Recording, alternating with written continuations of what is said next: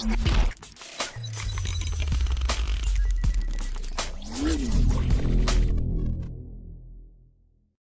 علیکم ګرانو ملګرو، څنګه یې تاسو؟ زه هیله ساتم چې تاسو ټول به ښه روغ جوړ وئ. نن به موږ یو ډېر انټرسټینګ چیز باندې کار کوو. د دې نوم دی سویابین. سویابین سره تاسو ټول فیملییر یې. تاسو ټولو ته د دې باره کې به ښه ډېر معلومات وي چې دا څومره ښه شی دی او څومره صحت لپاره ضروري دی. نو سویابین چې کوم دی دا هغه ملکونو کې چې کوم ځای کې پی نه پیدا کیږي، یعنی ډېری پروډکټ مسله وي، نو هغه ځایونو کې خلک دینه د پیو کار اخلي.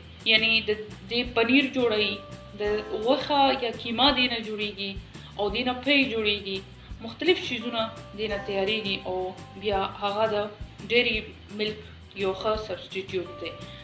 نو په دې وجه باندې او کوم خلک چې ویجیټیرین دي هغه هم دینه خپل چیزونه تیاری، خپل د غوښې کمی چې کوم دی هغه د سویابین پروډکټ سره پوره کوي.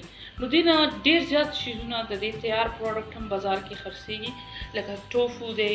ټوفو ډیر کامن چیز دی، هغه هم دینه جوړیږي او هغه هم په کور کې تیارېدلی شي. انشاءالله نیکسټ ټایم به موږ د دې ویډیو تاسو سره شیر کوو چې ټوفو څنګه جوړیږي سویابین نه، او دینه علاوه نور چیزونه څنګه دینه جوړیږي. او دا د پروټین یو ډیر غټ سورس دی، تاسو ته معلومه وي. نو نن به موږ تاسو ته د دې ملک جوړولو چل ښایو، یعنی سویا ملک، سویابین ملک به موږ تیارو.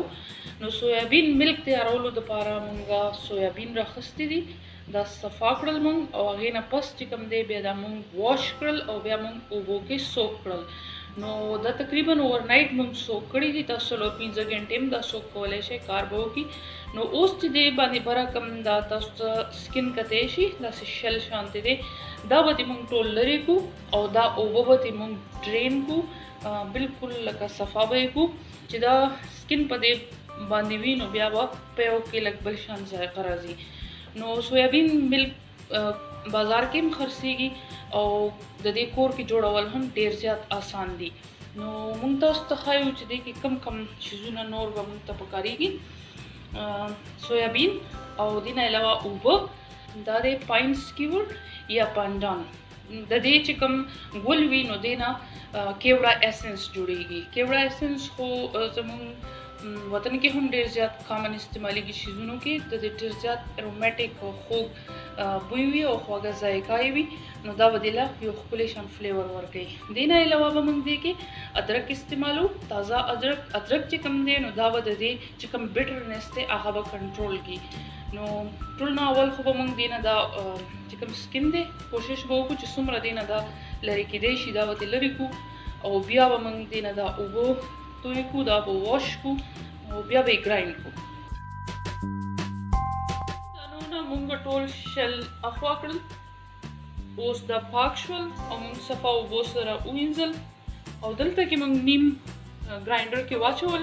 دې کې به موږ تازه اوبه واچو او دا به ګرایند کو. ګرایند کولو نه پس موږ سره د سویابین دغه شانتې یو پیسټ جوړ شولو. اوس به دا موږ یو سټرینر کې واچو. دې دپاره تاسو ململ کپړه هم استعمالولی شئ. موږ سره دا یو د کپړې نه جوړ سټرینر دی، نو که تاسو ته هم دا ایزیلی اویلیبل وي نو دې کې بیا ډېر اسانه سره کېږي. او بره نه به موږ دې له زور ورکوو او لاندې به موږ ته د سویابین ملک میلاو شي. ښکلی شان کلر یې دی. دا خو به دا موږ نوره هم پروسس کوو. په دې کې به پانډان فلیور اچو، جنجر فلیور به پکې اچو او دا به موږ بوایل کوو. او بیا ستاسو خوښه ده که دې کې هني اچوئ او که دې کې شوګر اچوئ.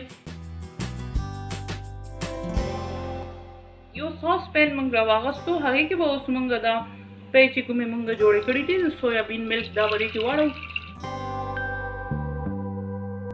څومره ښکلی کلر یې دی، بلکل د ایویپوریټډ ملک په شان کې.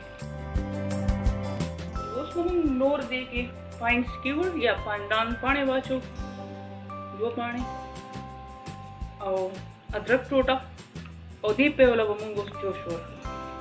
سویابین ملک موږ جوش ورکولو نه پس یو لوښي کې واچول او بیا هم فریج کې یخ کړل. اوس دا ښه یخ دي او دې کې چې تاسو غواړئ څومره چیني ستاسو خوښه وي پکې واچوئ او سویابین ملک تیار دی.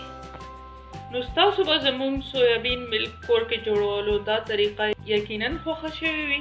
نو بیا زموږ ویډیو لا یو لایک ورکړئ، زموږ چینل سبسکرایب کړئ او خامخا خپلو ملګرو سره شیر کړئ. ویډیو کتلو دپاره ستاسو ټولو ډېره مننه.